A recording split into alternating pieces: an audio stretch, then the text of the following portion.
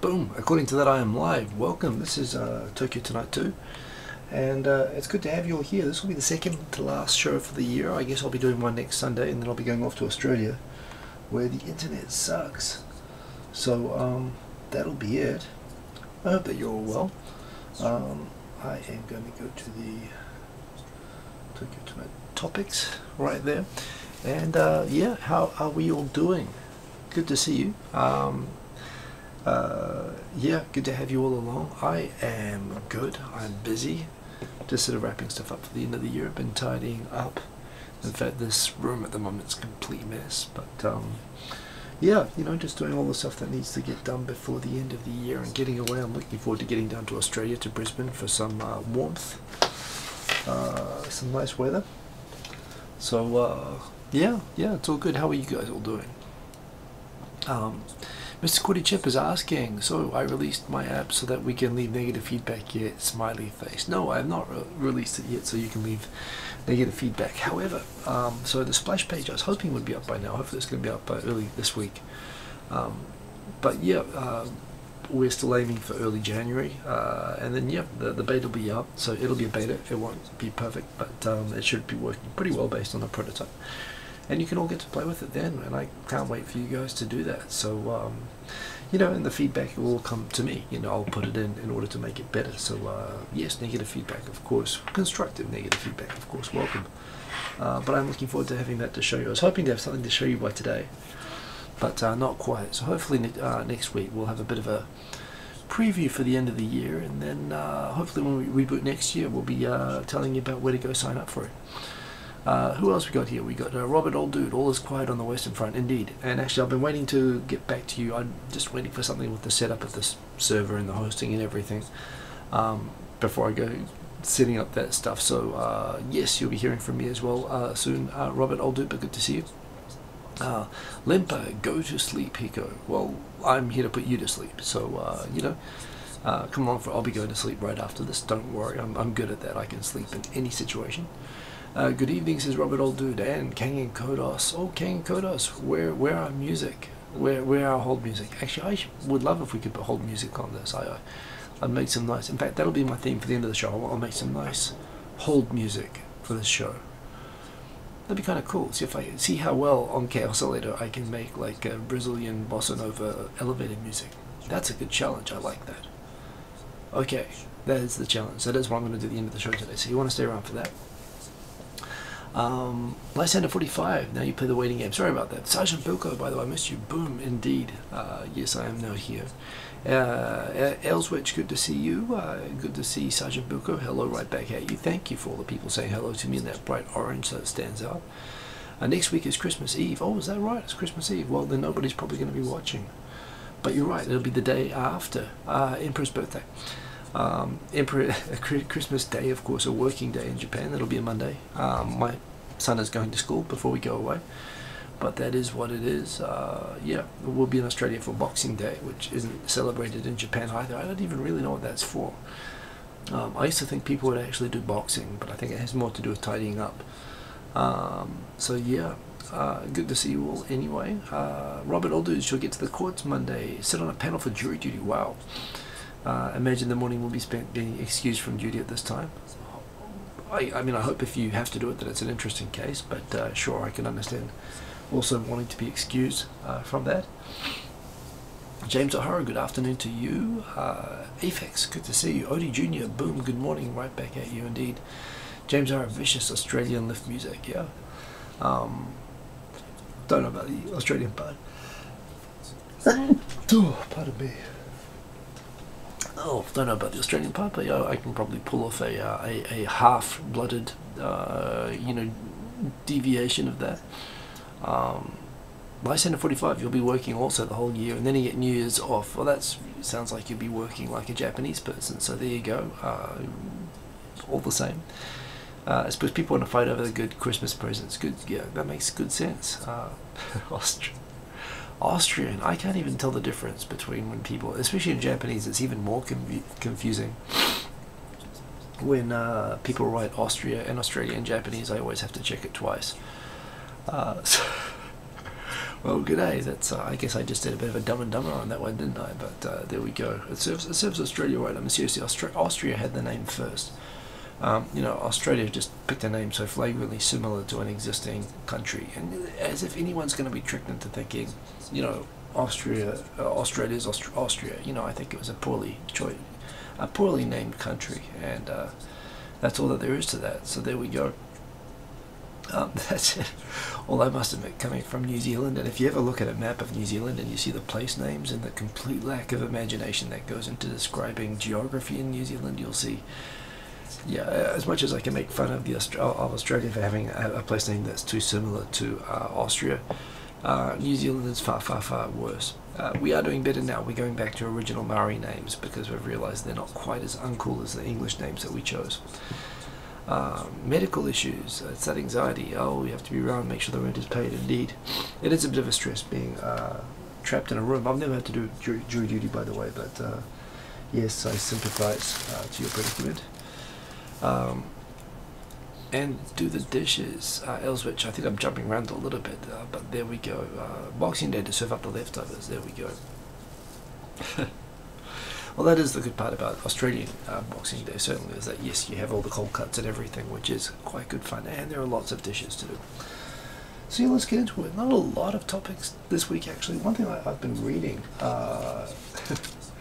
is I'm quite looking forward to the return of Black Mirror. In fact, it might have already restarted, but one thing I must admit, if you read this is basically like a script of scenarios for what could be the new season of Black Mirror. It's pretty much, it's saying what's going to happen when computers become like, or when the first artificial intelligence system becomes, completely smarter than humankind, smarter than people. And what are the challenges we're going to have controlling that and, preventing ourselves from being outdone in the same way that, mice have been sort of outdone by people. Maybe not in some ways, but what are we going to do when we are dealing with machines and artificial intelligences that are smarter than us in the same orders of magnitude as we are smarter than insects, for example? Really deep and extremely dark. It's basically a very, very well clearly thought out many scenarios that all basically end with us being screwed. Some very interesting, some very Matrix-like, some very 2001: A Space Odyssey kind of. You see a lot of the sort of thinking that's gone into this is really matching a lot of science fiction, but it makes you appreciate how prescient a lot of it has been to date, and really how Star Trek and Star Wars, they don't really deal with the issues that this book presents, which one would assume in those time periods we will be dealing with. And reading it, yeah, it's kind of, I've been listening to it as an audiobook on Audible. It's the first time I've used that, and although you have to be really careful not to let yourself get distracted while you're listening to an audiobook, I find it's interesting. It's a good way to learn. It lets you sort of walk around without having to carry the book can be a bit awkward, but yeah, it's pretty thought-provoking. Anyway, I was told to read it by a friend who's working in this field, and I'm reading it, I'm thinking, holy shit, is this what he's planning? Or not, but it's pretty hard to figure out how you stop it as well, so it's kind of interesting. And so with all of that, so much news lately about artificial intelligence and about Bitcoin and all this sort of stuff, and I've got some stories on that tonight to talk about. Terra Australis, southern land. Yes, I'm familiar with what it means, although again, apart from cleverly using Latin, from kind of switching it around and adapting it a little bit. See, New Zealand, we did the same thing, except we didn't use Latin and we didn't make it clever. We just spelled it out: North Island, South Island, West Coast, East Coast, North Land, South Land. I kind of like it in a way. We're just so defiantly mechanical with how we name places in New Zealand. So the Australians do have that over us, but they could have picked a different name to Austria. Liverpool, it's raining in Liverpool, and 7 degrees and snow for the last few days. Wow, so you're in Liverpool. I've got my missus is a Liverpool fan, so whenever there is the footy on, she is watching them. Yes, so I guess it means I've got a small window into where you are, and it's cold here in Tokyo, but Tokyo does have really good summers. By the way, good to see you, ASDF, Big Kuri Mark 12131, good to have you along. Tokyo has like the best winters in Japan. That's why they moved the capital here. I think I mentioned this before. It's sunny, it's dry. You know, it's cold enough to snow, but it doesn't really snow very much over here. All the snow gets burned out on the mountains because all the weather comes over from the other coast. And yeah, although it's cold, it's sunny and dry, and it's pretty pleasant actually. I mean, at least compared to the rest of Japan. Ko Hoshino, good to have you along. You tried out Google Home at the store, but he couldn't understand your Japanese. His response was weird. Really? Hey Google. 日本語わかります?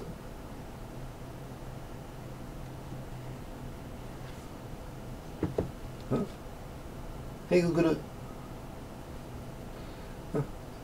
Hey Google. 今何時ですか?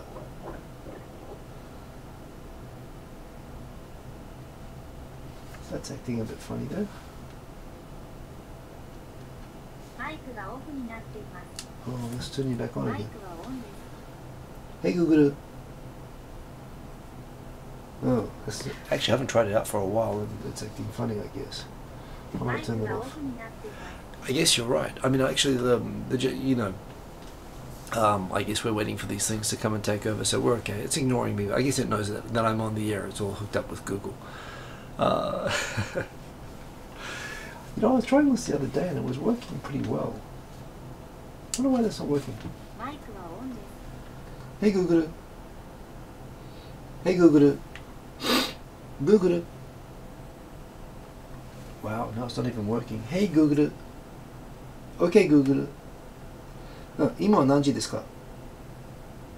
I should have said okay Google. Okay Google. Okay Google. 今の天気はどうですか? 今夜の文京区は4度晴れるでしょう。文京区は現在4度晴れです。So it kind of works. I used the wrong trigger one, but there we go. This is what happens. Hey Nissan R33Z Tune, good to see you. I have a new pet. I've actually got two. I've got an American Echo, and I have the Google Home here beside me. And they're kind of fun, although I don't know. I find I'm actually not using them very much. I guess that's what happens. In Japan, you can't really talk. You have to stay quiet. So I guess yes. If I'm reading this beside those, these things are going to find some way to kill me probably in about 20 years from now. But it's okay, I'll just live inside a Faraday cage, everything will be cool. Let's get into the subjects. Have I missed anyone who's come in since I started talking? Oh no, was I told Aphex, was I turning on your Google Home? I guess this is the other problem.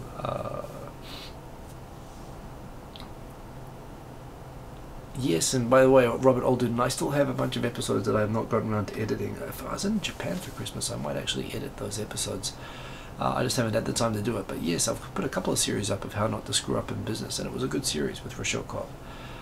Hey, John K, good to see you. Good to have you along. And yeah, let's get into it. So what have we got? Oh, let me quickly just...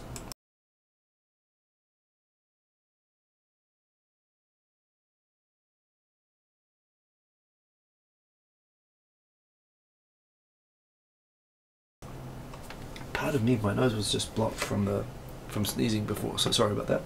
I have had the ending song from There's Something About Mary, Build Me Up Buttercup. I've had this in my head all week. It might be to do with my app, I'm not sure, but I've just not gotten this tune out of my head. I didn't actually know very much about the group, the foundations that made it.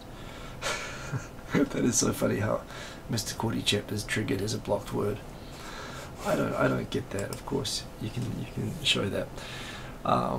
So yeah, I went and bought it on iTunes, and I've just had it like on loop, and it's kind of driving me nuts. It's a catchy tune. It's like from the 60s, right? But it's a good tune. So yes, Build Me Up Buttercup I've been listening to all week. It's been driving me insane. Yeah, Mr. Kordychep, I don't know. Again, it's okay Google. Stop censoring Mr. Kordychep. So, yeah. Saying it can't help me. Yeah, it's saying that it can't help me. I just asked it to stop censoring Mr. Chip, and they said they can't help me. I'm sorry, Mr. Chip. I don't know. That was a bit of a Dave, I can't do that response. Yeah, anyway, it's a good tune, so I've been enjoying that. Here's an interesting one about Japanese companies in Silicon Valley. Apparently they're starting to get a reputation for being kind of dicks, for doing what in Japanese is termed a late performer in rock, paper, scissors, atodashi. They let other people go first and they hold back for half a second and try to target them, and it's basically the Japanese startups in Silicon Valley have a habit of going around and not sharing what they're doing and trying to gather information on what other people are doing and then trying to follow them, which makes them kind of be seen as dicks, which you kind of understand.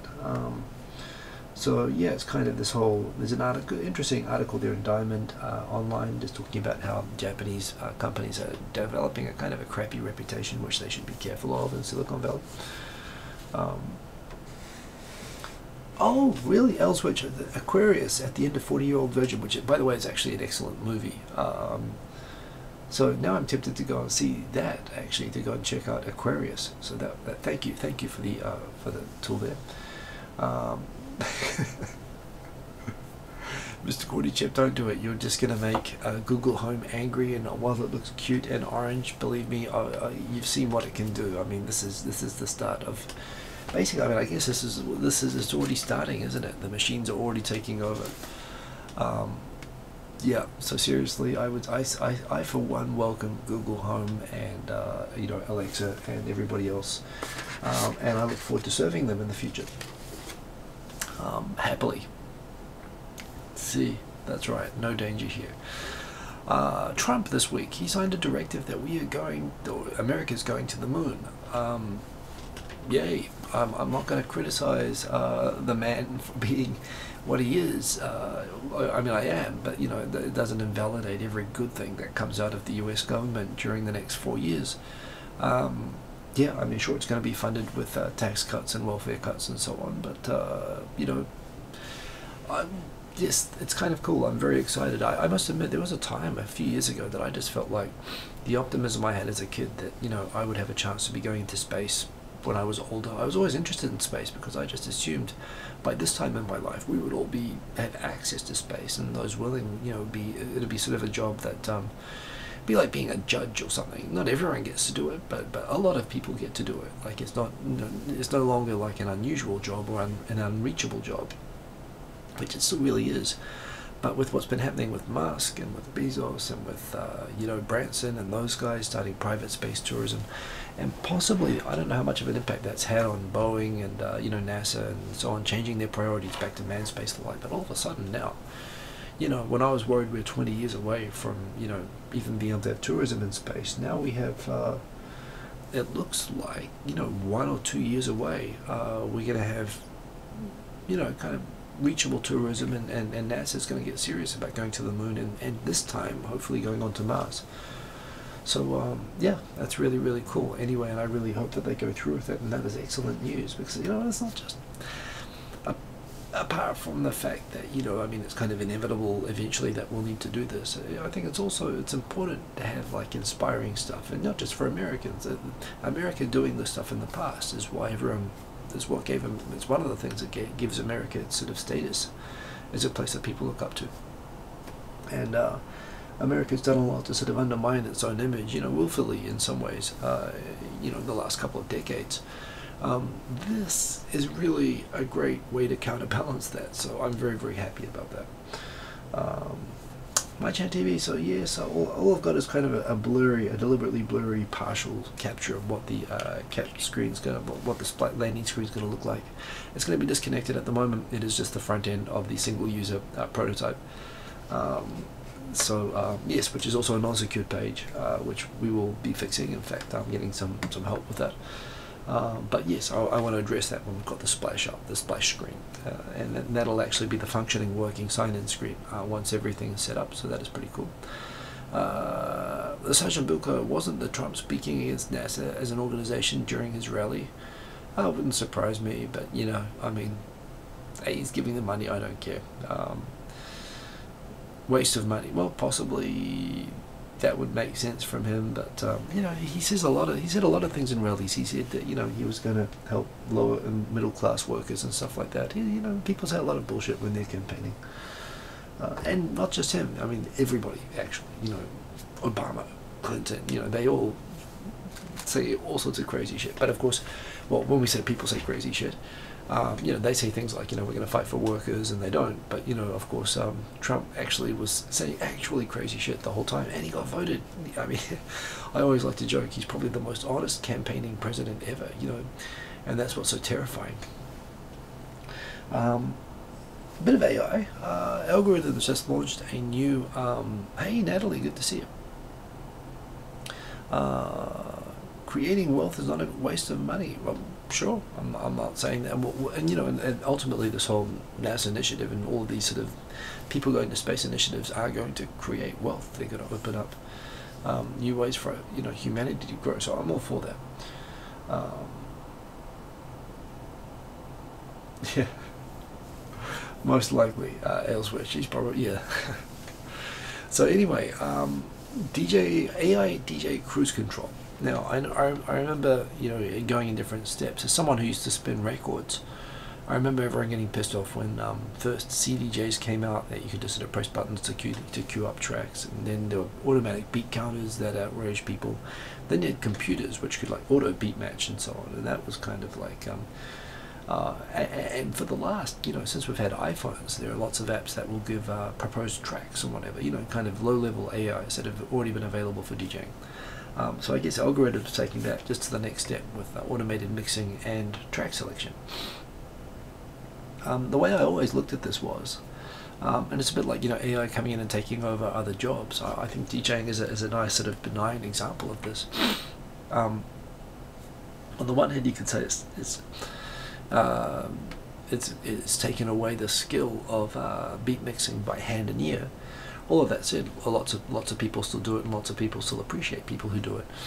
It hasn't disappeared, but at the same time, I like to think that using all of the tools that, you know, DJs now have, it puts more of an onus on the DJs to actually justify all that extra time that they have. It physically takes time to, you know, switch records and put it down. I mean, you can mark the records, you can memorize the pitch configurations and so on. You can do things to speed it up. That's what some people used to do.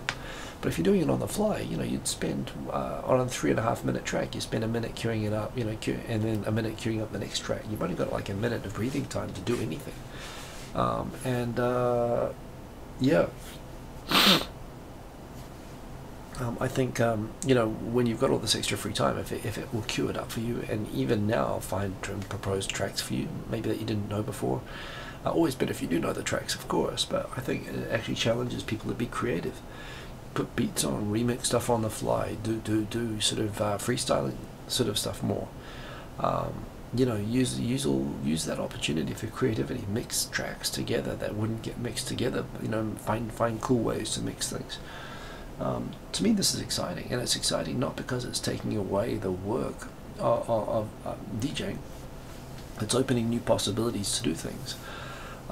You know, what I really love is AI that can basically break out the stems of a track without having the stems.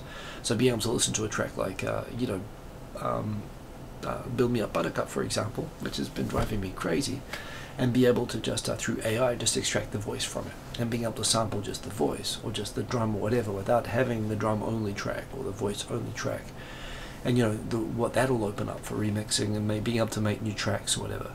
Skiffle, what is Skiffle? Whatever happened to Skiffle? Was that an app? People are asking. I don't know what Skiffle is. I'm kind of curious about that. So from that perspective, these things are going to open up, you know, they're going to new opportunities for creativity and for doing cool stuff, to go back to what, you know, people have been doing but have been limited because of what they had before. So yeah.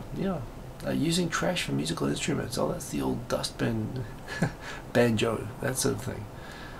Okay, well anyway, so I don't know, I find, as a generally optimistic person, you know, I'm not afraid of these tools becoming smarter and coming into my profession and replacing a lot of basic work, to the extent that, yeah, it'll help us do the more interesting parts of the work and focus our time on less heavy lifting. You know, it's like how much more work do people get done now because they don't have to drive all over town, you know, doing sales calls. They can do it all over conference calls and emails and so on. You lose something from that, but you can also be a lot more productive with the with geography, with place not being such a factor. It's the same kind of with having tools that just allow you to do a lot more and to do a lot more interesting things that weren't possible before. So I'm kind of cool with that, at least until the point that they start, you know, enslaving us, as apparently is inevitable. That'll be a bummer, but until then I think it's going to be pretty fun, and it starts with apps like this, so I'm pretty excited about that stuff. Speaking of which, a former Facebook exec came out this week and said Facebook is destroying our minds and society. And this is another interesting aspect. We kind of assume, I guess, that well, when we look at Facebook, I mean, this happens to me. You know, you fall into the rabbit hole sometimes, even when even when you're finding nothing interesting, you feel compelled to keep scrolling and scrolling, or you click on one video and it starts playing more and more videos, and you go down these rabbit holes of content that you find is kind of not stuff that you think that you would select on your own, but it's just playing, you know, it's sort of playing to your base sort of instincts of what you find interesting. You know, world's 10 most beautiful women. I'll click on that shit, yes. I mean, you know, bored late at night, you know, scrolling through something, says something like that. It's clickbait, but, you know, I fall for it. Anyone will fall for it. And frankly, you know, to the extent that we assume that's all just random based on who we follow and how our feed is. But, you know, people are pointing out there's a lot of human psychology research that goes into this, and a lot of very smart algorithms and intelligence that goes into this.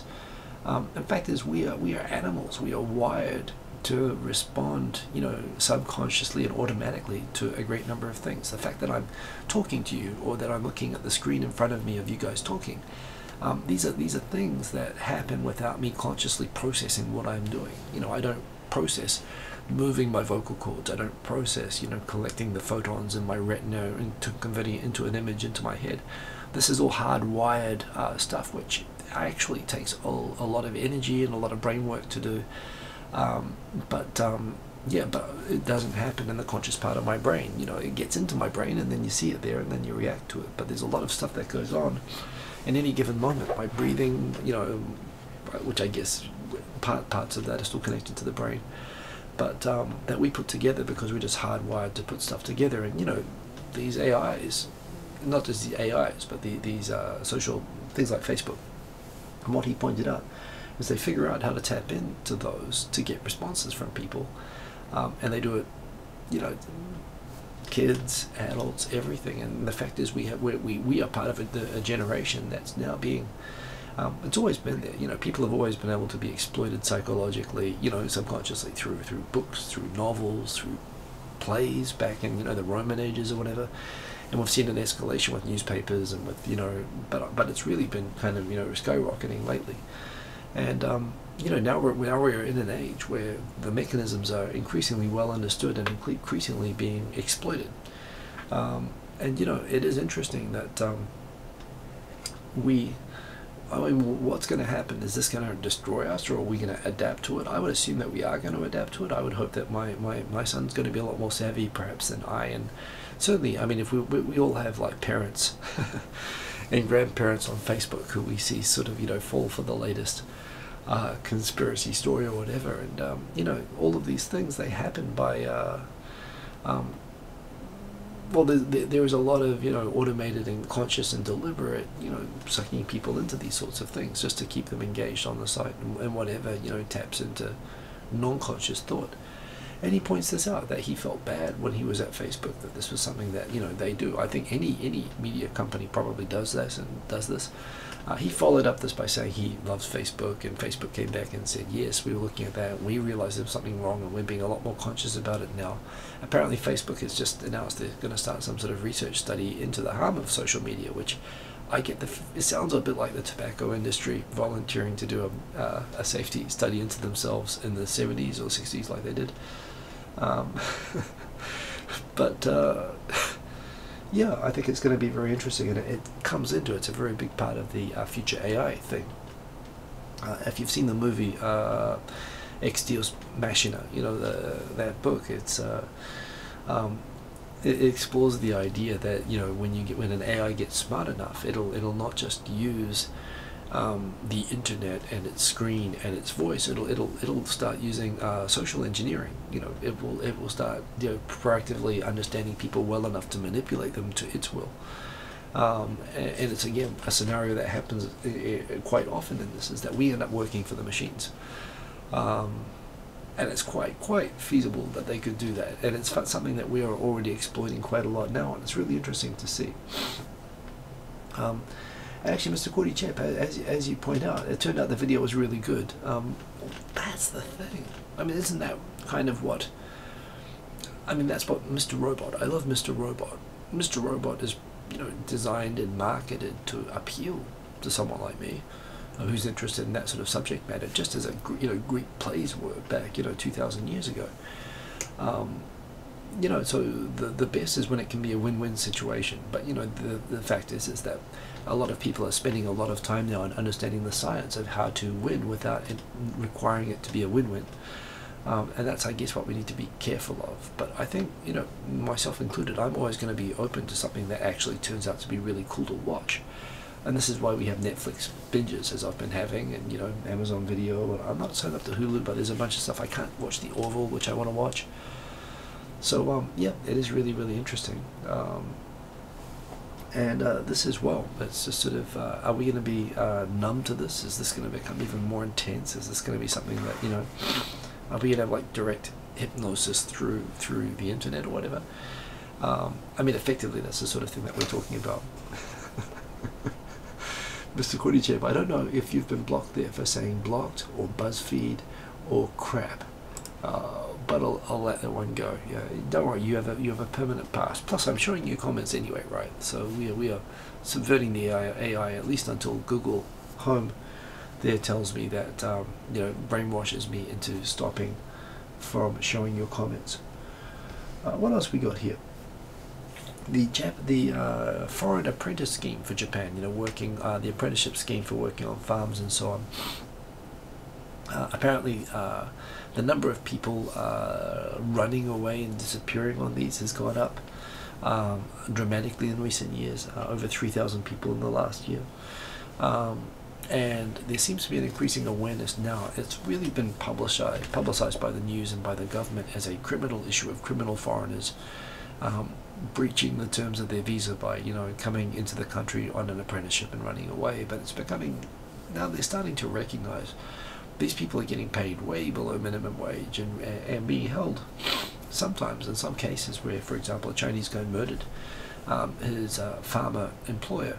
It turned out that the farmer employer was like locking him in a room or something and hiding his passports and real serious sort of like human trafficking style abuse happening and people reacting to that. So yeah, the system's really developed a really bad reputation and Japan's kind of been willfully ignorant to it. So it's nice to see there's some awareness about that now.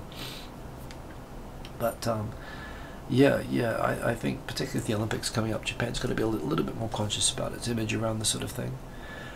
Japanese workers feel more guilty than other countries using their paid holidays. It is true. Every company I've worked in, that was majority Japanese anyway, has in Japan, people frequently not only fail to use their paid vacation, but it regularly like maxes out. Like there's limits to how much you can carry over. Like you get 20 days, and you can carry over 10 days to the next year, but that's also the next year you'll get like 30, but you can't have more than 30 in any given year or something like that.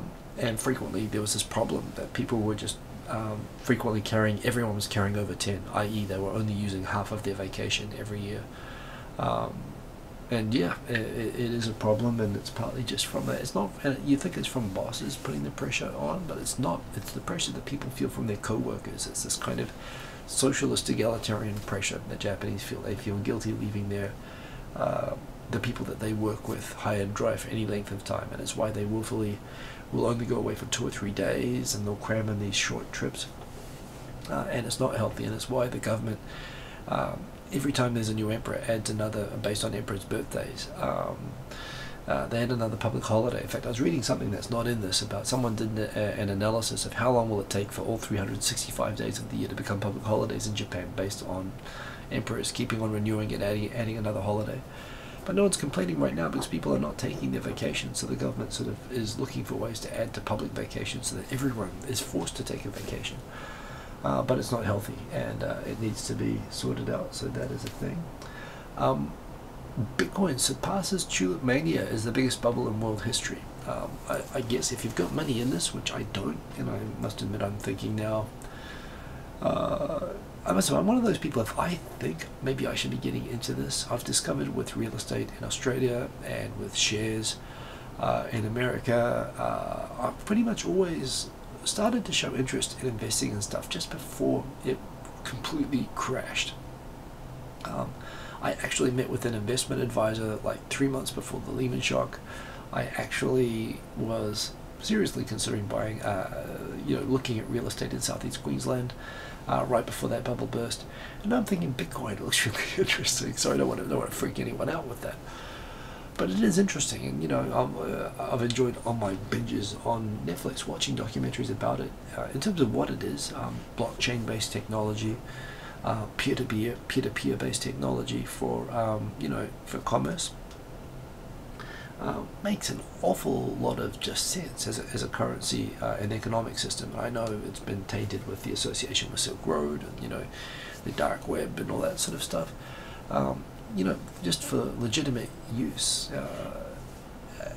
just as a mode of a currency. The people who put it together, it's a really, really interesting concept. There are lots of these different sort of cryptocurrencies out there, but I think it's quite foreseeable that national currencies will become cryptocurrencies in the near future, and people anticipating that sort of no commoditization.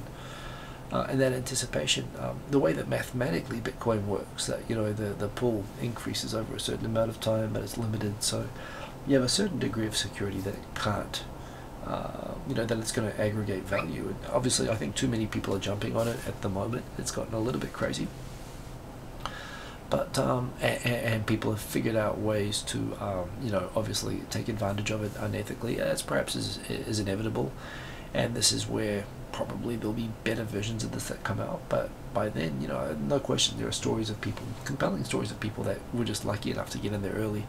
They bought a couple of Bitcoin when it wasn't worth anything, and now each single one of those is worth it keeps going up, and it's crazy amounts now. So it is interesting to follow, and I don't think it's all hype either. But at the same time, the idea of it being a currency, that it's something that you buy stuff which is what it was used for most of the first few years that it was around. It's now been replaced literally as a tulip, right? As something that's just purely there as an investment, as a speculative investment, and that's a little bit dangerous. And that's actually undermined, I think, its utility as an actual currency. So I think we'll see probably a bit of hype go up and down, and maybe it might be another currency that becomes an actual currency. But it's interesting times, isn't it? Mr. Quaddy Chip, so Bitcoin has become like gold. I would say perhaps, except the thing is with, well, I mean, I guess gold can be stolen and it can be manipulated as well. With Bitcoin as well, you also have these stories about people who forget their passwords, or people who, who lose access, or who have people who hack them and steal their access to their Bitcoins and steal them. So, yeah, it's kind of, I wouldn't say it's exactly like that, but it seems to be pretty similar to it. It's pretty interesting anyway. Well, let me just, pardon me. One other thing that started this week that I thought was really interesting, other than YouTube, like I'm here obviously on YouTube streaming at the moment, but I find Twitch and Mixer both really interesting. Of course, they're video game oriented streaming, but I actually really like their interfaces, and I like what they do, and I really like those platforms. I'm here because I'm established on, you guys are all on YouTube. I've been on YouTube forever, and I want YouTube to be the best platform for me to use for this, but at the same time I'm always looking at what Twitch and Mixer are doing, and I think they have really, really good interfaces. They need to be compelling, right, to compete against YouTube. And check it out, Twitch is offering live streaming sports. And I've always thought, although now I've watched a few documentaries about esports and, you know, League of Legends and so on, and I've come to appreciate how that works. At least, you know, I feel like I could probably now watch and enjoy a tournament of that. At the same time, essentially the idea of live streaming and watching tournaments and esports live on Twitch, to me, is pretty much the way that I would love to watch a rugby game between New Zealand and Australia, to be able to sit like you would at the rugby stadium, being able to shout out, see if you get your voice on the TV cameras, being able to banter back and forth with other people supporting the other team in the stands or whatever. The idea, I mean, that's what video game watching on Twitch is, and I've always thought it's completely natural to me that not just esports but actually just regular sports as well would work really well with that. I would love to watch basketball or rugby or whatever with that live, and it would be really helpful to be able to see the live comments of how people are reacting to stuff, to figure out what's going on, and, you know, I reckon it would be really fun. So to me it's interesting that it's taken this long, but they're going to do the second level NBA, and they're getting more real sports in there, so that's interesting from Twitch. And Mixer as well, you know, they just keep ramping up their app. Their app has like no latency. They've got, and the interface for me is my favorite interface actually of all the streaming services. So Mixer is really interesting as well, and, you know, who knows if they get a little bit more. They take a lot to draw me away from this platform, but I find them really interesting, and I really hope that YouTube is paying attention to them as well. From stuff that apparently you can do in Japan, although frankly I don't think you can really even do this in Japan, but you certainly couldn't do this in America. Apparently a teacher would wake up sleepy students by pulling out a model pistol and pointing it at them. I can't really think of a way to say that that's cool. They've got a smiley face there. They're making it look like it's hilarious, and apparently the students themselves say, oh yeah, we all find this so hilarious because the teacher is really funny. And I'm glad that he is, because he's that is not a good look. And that teacher would probably end up getting shot if they were in America. So what can you do? Hey, John K, thanks for coming by. Have a good one. Interesting helicopter accident last week, I think now, in Okinawa. So this airport in Futenma, it's on confiscated land. I think it was so when the US occupied Okinawa after World War II, they basically converted, they nationalized about 20% of the land in Okinawa into land for US bases. So they kicked off the farmers and the landowners, and they built these bases. And remember, Okinawa remained a part of the United States. It was actually under US administration until 1972. So yeah, you know, as the government of Okinawa, the US government confiscated a lot of land and property, and built these huge bases and put in a lot of troops, and a lot of people were, as generally is the case when they build military camps, they say, well, it's on a lease, you'll get it back, you know, but it's been now since 1945, and a lot of the people who were pissed off that their land was taken and they wanted that back. It's kind of ruined a lot of the people who used to live there. But also the areas where they made these bases, including Futenma, is right in the middle of an area that apparently wasn't that populous after World War II. But Okinawa is a very densely populated island, and the area around Futenma has grown, you know, and right up to the perimeters of this marine base, this air base, is a very densely populated town now. U.S. military complain, you know, it's not fair if they move here, they move there, and then they complain about the noise. But these are people, this town is just built up all around, and there's a university where a helicopter crashed right beside the airfield into a university about 20 years ago and killed someone on the ground, killed some students. And this is with people always complaining about the noise and the disruption from the base, because they do nighttime drills, they do like, you know, landings and everything, you know, all hours and whatever, so it is pretty disruptive. So apparently they've established rules that where the helicopters can fly around the base and where they can't fly, like they won't fly over certain housing areas or where there's a kindergarten. And apparently the kindergarten that was in the no-fly area at one end of the base, apparently a helicopter was flying outside of the permitted area. Not only that, but someone accidentally jettisoned the emergency window release, you know, for evacuating whatever, and this very large window went flying out of this helicopter and landed in the school grounds while they were doing like for Z class. So again, I mean, on the one hand, I know a lot of US-based people feel like they're under siege from Okinawan protesters who, you know, are just like going to criticize everything as an opportunity, and I get that there's that perception, but at the same time, you know, you don't want to hand them accepting, even if you accept that view that these people, that if you don't think these people are legitimate to begin with, you still don't want to give them a gift of an excuse like that. And the fact is, you know, there are absolutely legitimate complaints with this, and that's why the US agreed to move the base from Stenmar to give all the land back to the people that they confiscated it from, and they're building a new base to avoid the confiscation issue over a reef over the ocean. But of course now people are also saying, one, they don't want the bases to stay within the prefecture, they want them to move outside of Okinawa, and two, they don't want to destroy a perfectly nice reef for a US base, and they're holding up the relocation. So at the same time, they're holding up the relocation because they want to protect this reef, but at the same time, you know, helicopters are dropping parts on schools, and, you know, in an area where they've had records of criminal behavior by US troops, as well as fatal accidents involving civilians on the ground from air accidents around the base. I am of the view that the US forces their presence there in Okinawa is the reason that we've had no significant, you know, war since the end of the Korean War. The reason that Taiwan hasn't been invaded by China, the reason that South Korea hasn't been invaded multiple times by North Korea and China and Russia, is because of those US troops there in Okinawa. And it's really bad for Okinawans who have had all their stuff stolen and have to put up with quite a lot.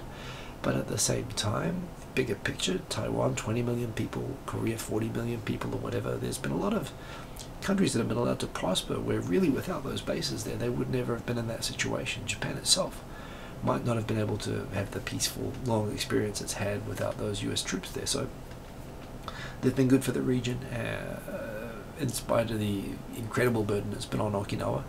And it's a really tough issue.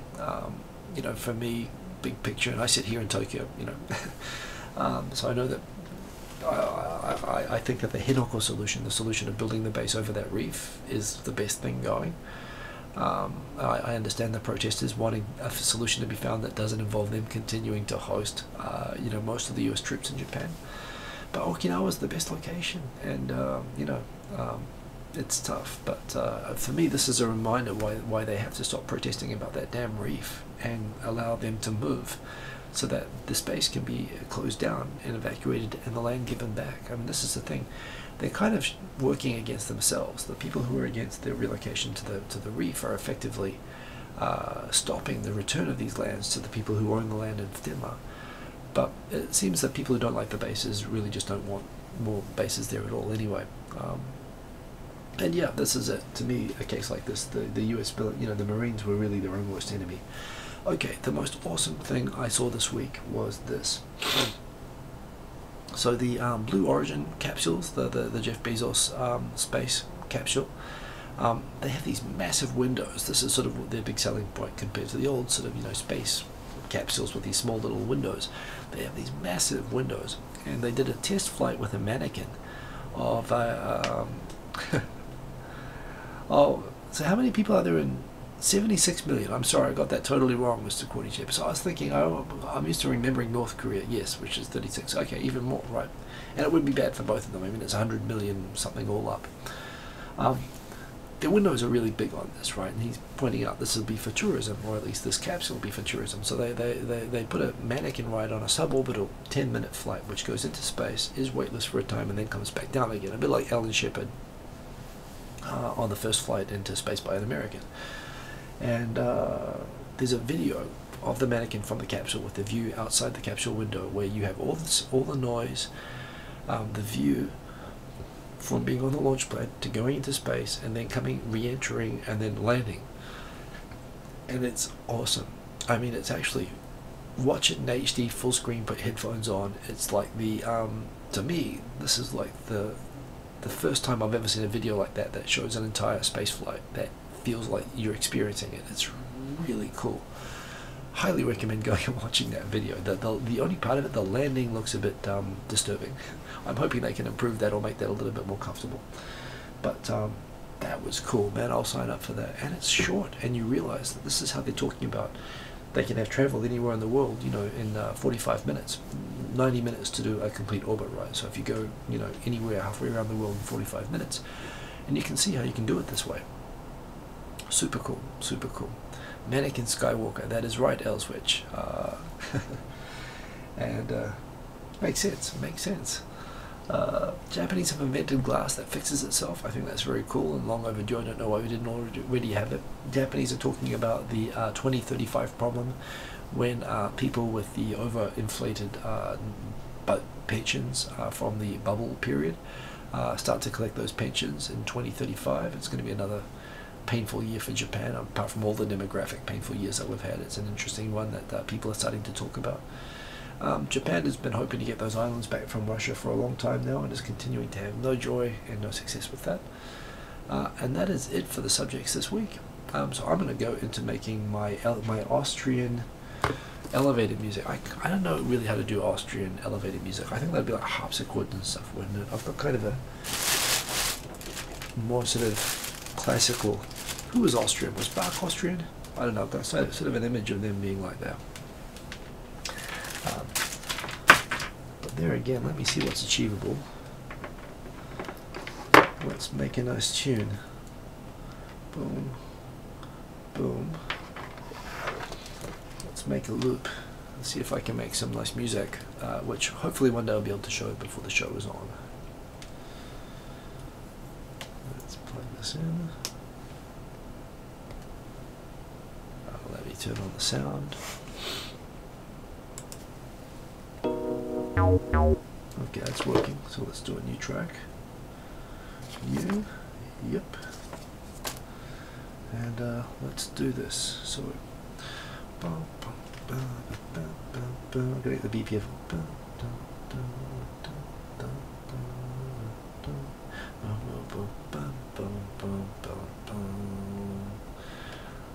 Okay, get a bit fast towards here. I reckon that's about at 125.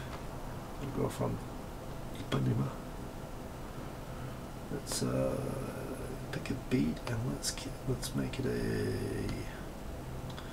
Is it Latin? And that's a bit too racy. Conga's kind of nice, but I kind of like this.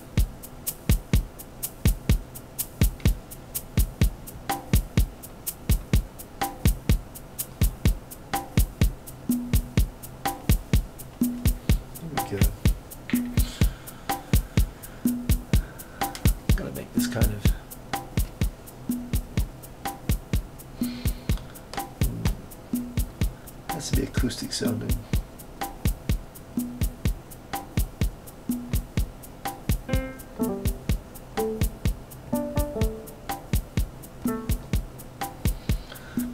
Is there something there that looks moderately Latin?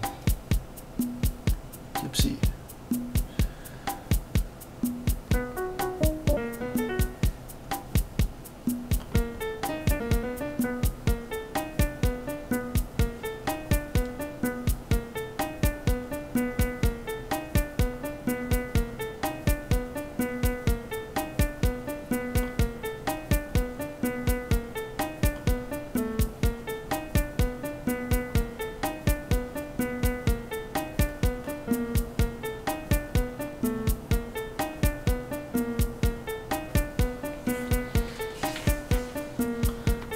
Discordant.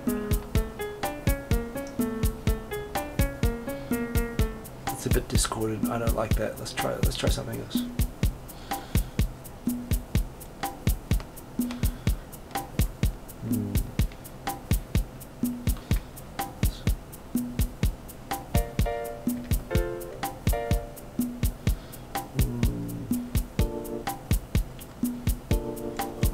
I use tremolo a lot on this.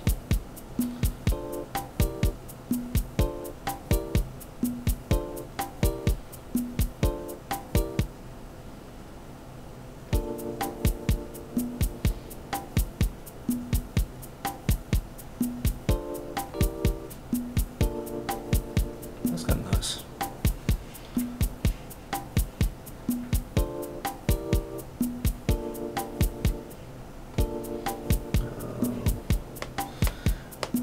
So something acoustic sounding.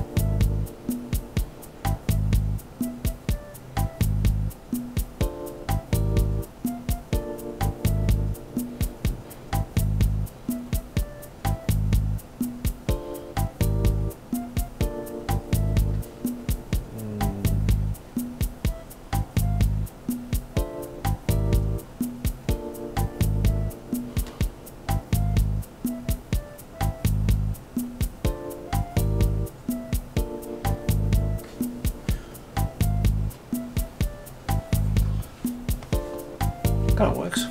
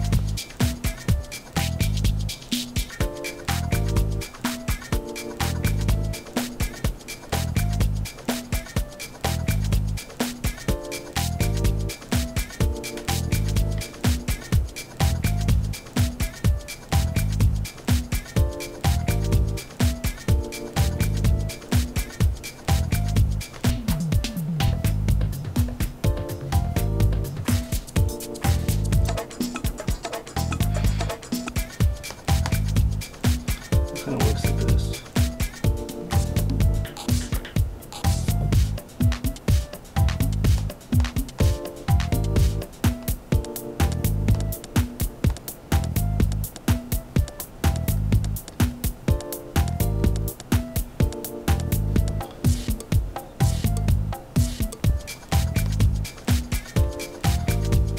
Kind of works.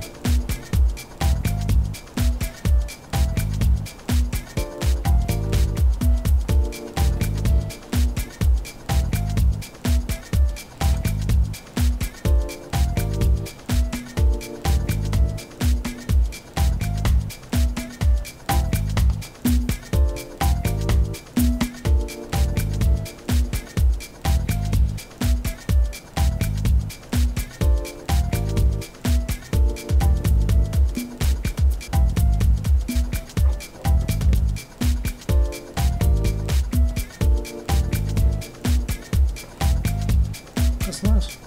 That's the end of the show.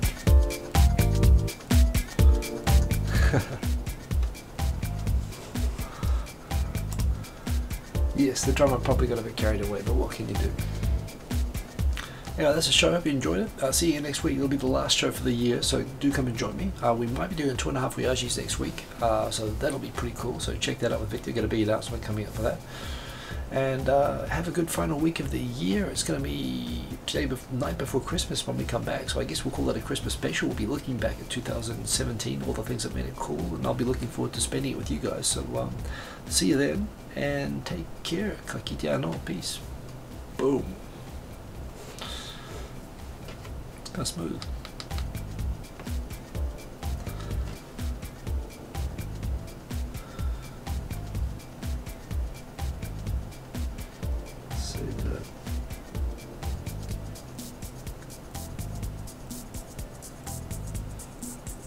Yes, Mr. Squatty Chip. Christmas Eve is a date night in Japan.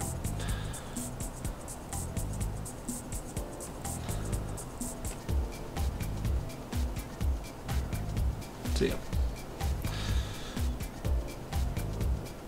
Don't forget to like.